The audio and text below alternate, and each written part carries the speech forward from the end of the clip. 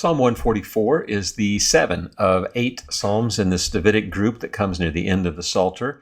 This particular psalm contains material from Psalms 8, Psalms 18, and Psalms 39, which leads me to suggest that there's a possibility that an editor had their hand in this psalm, that this is, yes, Davidic content, but perhaps arranged in this psalm for a particular purpose to come here near the end of the book of Psalms for use during the exile. As we suggested, books 4 and 5 of the Psalter were compiled for use during the exile and following. And so we need to think about why these particular psalms were selected from the Davidic collection to be placed here.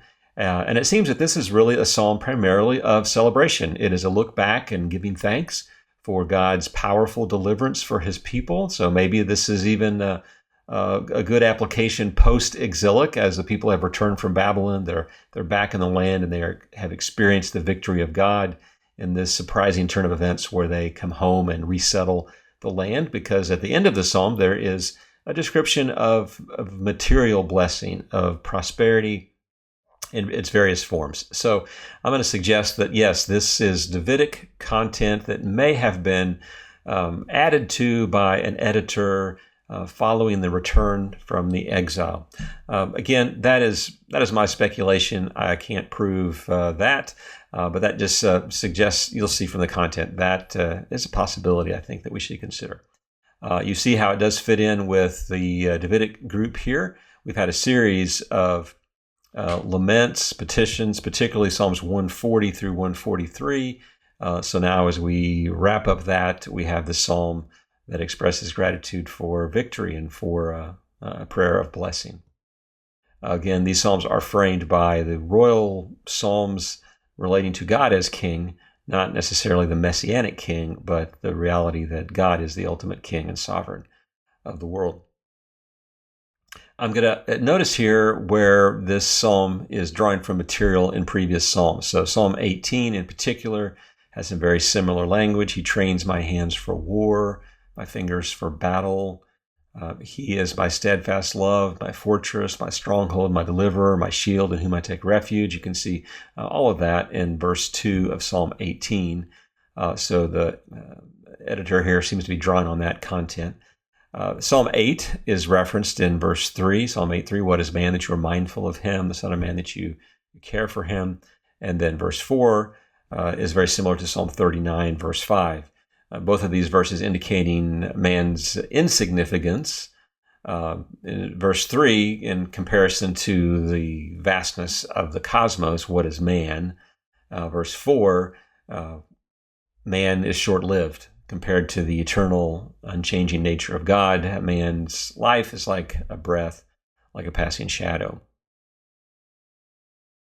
The prayer for deliverance echoes the text of Psalm 18, verses 9 through 14. I've put in boldface there the similar language, so you can see that this is largely adapted from Psalm 18, which is a psalm that describes the dramatic way that God rescued David, that God showed up. We call this a theophany, a God appearance, a God manifestation. So God shows up in a powerful, cosmic way to rescue David in the context of battle. So it's as if God shows up in a storm with lightning and thunder, and this results in the routing of David's enemies. There is a bit of a refrain. Verses 7 through 8 is repeated again in verse 11, and it's similar to Psalm 18, verse 16. This picture of rescuing me and delivering me from many waters.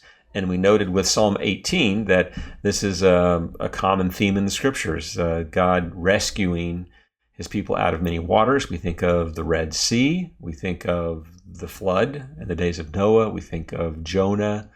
We think in the New Testament of the storm on the Sea of Galilee. So God rescuing people from out of water, drowning people, that's a thread that we see, and so you see that echoed here as well. He's speaking here of the hand of his enemies, the mouths who speak lies, whose right hand is the right hand of falsehood. We have stated before that right hand is the strong hand, so this would indicate the strong falsehood that exists. Verses 9 through 10 have a vow to praise, which is something of an echo of Psalm 33 and perhaps some other language previously. That David will sing a new song on a 10-string lyre. I'll make music to the one who gives victory to kings, who delivers his servant David from the deadly sword. And here we have what is very similar to verses 7 and 8, so perhaps a refrain, a chorus that is repeated. The new material in this psalm is here in these last 4 verses, and it is a prayer for blessing, first for posterity. May our sons in their youth be like plants full grown, our daughters like corner pillars cut for the structure of a palace. So for the sons, may they grow like plants, full grown, mature, bearing fruit. We think of, throughout the Psalms, the metaphor of a tree comes up frequently. So I think that's probably the emphasis here, is may our sons grow to be strong and fruitful like a tree. And our daughters, similar to trees, may they be like corner pillars for the structure of a palace. And could be a reference here to the home, the function of daughters to marry and bear children and create homes, and to be the corner of those, to be the support of the family. So that is perhaps what's referenced there, but generally we're talking about just a prayer that we would have strong sons and daughters, that they would be mature, fruitful, that they would be the strength of our community. And then the material prosperity is described in verse 13 and following. May our granaries be full, providing all kinds of produce. May our sheep bring forth thousands and 10,000s in our fields. May our cattle be heavy with young, suffering no mishap or failure in bearing. May there be no cry of distress in our streets. So may we experience this material prosperity, and may there be peace, no cry of distress. May things be well. Blessed are the people to whom such blessings fall. Blessed are the people whose God is the Lord. These blessings sound so wonderful and perfect that they make me think of the kinds of language that we see in the Psalms about the Messianic era. That's why I've put this in a purple color. It makes me think of Jesus and ultimately of the church, that the church is the kingdom of God and a place where men and women can grow strong and mature and be a blessing to the nation, to the world, rather, and just to fulfill God's purpose, to be fruitful and multiply and fill the earth and rule and subdue it. It's a fulfillment of the creation mandate of Genesis 1, 26 through 28. That is the prayer of blessing here when God is enthroned and we are living in right relationship with Him. These are the promised blessings that will come in His Messianic kingdom.